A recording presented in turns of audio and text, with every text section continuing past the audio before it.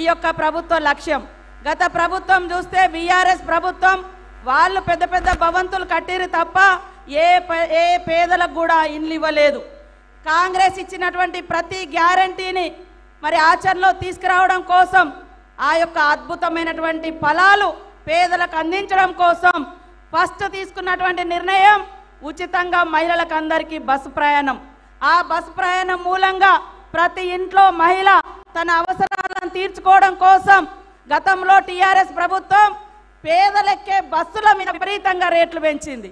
కానీ ఈనాటి ప్రభుత్వం ఉచితంగా ప్రతి ఇంట్లో మహిళలకు ఉచిత బస్సు ప్రయాణం ఇచ్చి 5-6 వేల రూపాయల భారాన్ని తగ్గించినటువంటి ప్రభుత్వం సీఎం రేవంత్ రెడ్డి గారి ప్రభుత్వం, కాంగ్రెస్ ప్రభుత్వం అని కూడా ఈ సందర్భంగా మా అక్కలకు గుర్తు చేస్తా ఉన్నాను.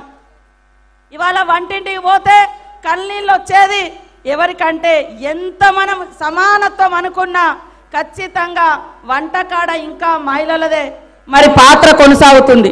ఆ యొక్క బాధను అర్థం చేసుకున్నటువంటి సోనియమ్మ ప్రభుత్వం, ఇందిరమ్మ రాజ్యంలో మరి సీఎం రేవంత్ రెడ్డి గారు మహిళల యొక్క కన్నీళ్లు తుడవాలని 500కే గ్యాస్ సిలిండర్ ఇవ్వబోతున్నాము ఆల్రెడీ ప్రకటించినాం. మరి దాని మూలంగా కూడా మా అక్క చెల్లెళ్ళకి అందరికి కూడా ఎంతో ఊరటనిచ్చేటువంటి కార్యక్రమం.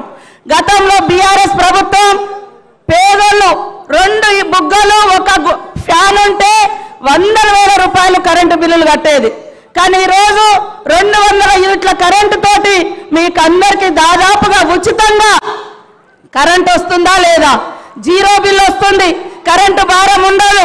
అదే విధంగా ప్రతి ఒక్కరికి ఆత్మగౌరవం ఆశ్రయాన్ని ఇచ్చేది గూడు. ఆ గూడు 5 లక్షలతో ఇస్తామని మాట ఇచ్చినాం. ఆ మాట నిలబెట్టుకుంటాం శ్రీరామచంద్రుని గారి యొక్క ఆలయంలో మీ అందరి సన్నిధిలో అని కూడా ఈ సందర్భంగా తెలియజేస్తూ మా అక్కలు, అన్నలు, పెద్దలు, ప్రజలందరి యొక్క దీవెనలు ఇందిరమ్మ పాలన మీద మరి ఉండాలని కోరుకుంటూ ప్రజా సంక్షేమమే ధ్యేయంగా ప్రజలను ఆర్థికంగా ఇబ్బందులు లేకుండా ఆ భారాన్ని కాంగ్రెస్ ప్రభుత్వం మోస్తూ ప్రజలకు అన్ని రకాల అనుకూలమైనటువంటి సౌకర్యాలు కల్పించడమే ధ్యేయంగా పనిచేస్తున్నటువంటి మరి కాంగ్రెస్ ప్రభుత్వానికి మీ అందరి అండదండగా దీవెనలు ఉండాలని మా అక్కలను, మా అన్నలను, చెల్లెలను, పెద్దలను అందరినీ కోరుకుంటూ సెలవు తీసుకుంటా ఉన్నాను. అందరికీ నమస్కారాలు. ధన్యవాదాలు. గౌరవ మంత్రులకు ధన్యవాదాలతో వ్యవసాయ శాఖ మంత్రులు గౌరవనీయులు తుమ్మల నాగేశ్వరరావు గారి సందేశం.